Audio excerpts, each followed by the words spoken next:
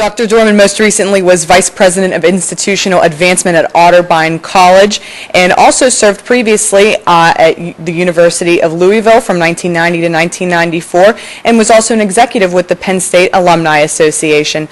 So Dr. Dorman, you've been here since July, coming from Otterbein. How have you been welcomed since you first stepped foot on this campus? Well, everybody's been fantastic. It's been a great welcoming experience, and we're delighted to be back in Pennsylvania. Otterbein is also a small school, 3,100 students approximately there versus the 1,600 to 1,700 here at Westminster. How does it compare or contrast to Westminster? Well, Otterbein was located in a suburban metropolitan area, so it was a bigger institution. It also had a lot more of its students coming from the general metropolitan area than, say, Westminster has. Mm-hmm. So that's one of the big differences. You said that they're coming from a different area. Do you see any striking differences between Westminster and between Otterbein in terms of geographically, with Otterbein being in a more suburban area and Westminster being in a more rural area, or do you see a lot of similarities coming from there? Well, programmatically, there's some differences. I think Westminster embraces the liberal arts more so than Otterbein College did, which was more of a pre-professional institution.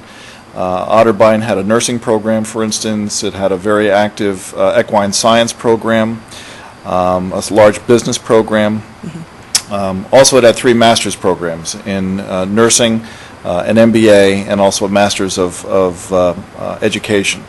So it was, in some ways, a very different institution. There's a much larger freshman class here at Westminster, 450 to 460. It's a big change for all the upperclassmen here, for the faculty, the staff, administration. There's been improvements made to the dorms and other facilities. We're getting more and better high rankings and marks from U.S. News and World Report. What are you most impressed with this campus, with all of that factoring into the whole thing? Well, the campus has grown tremendously under Tom Williamson's leadership in the past, and Oscar Remick before him. But the thing that I continue to be most impressed with, I think, is the people. This is what makes Westminster what it is. It's the people. They are very focused on making sure that the students get an excellent collegiate education, and that's really what I'm most impressed with.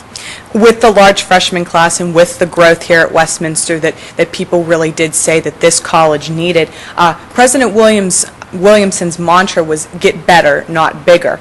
As the enrollment increases at Westminster, how do you feel personal attention and the small school atmosphere that you, I'm sure, had at Otterbein and that you'll receive here, how do you think that should be maintained? Mm-hmm. Well, Westminster will always be a small school. The question is, how small is small? And we're going to be looking at that as we move into this coming year, as we look at planning for the next 10 years through a strategic planning process that we're going to be doing. And that will answer that question.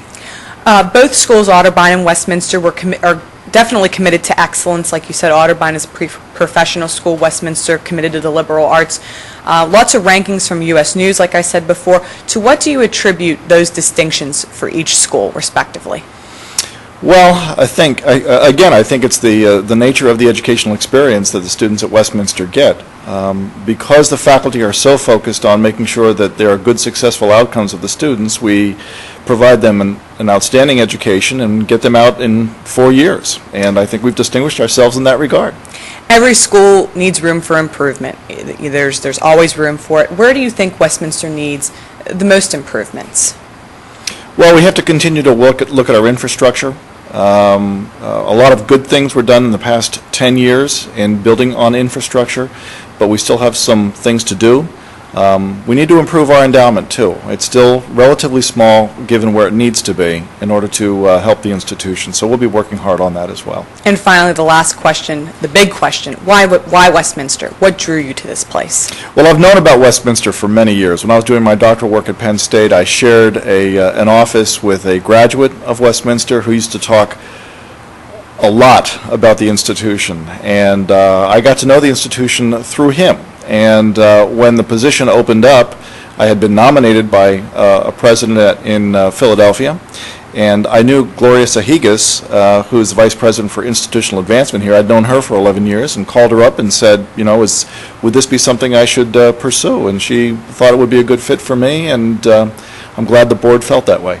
Well, Dr. Dorman, we're unfortunately out of time. Thank you so much for taking time out again.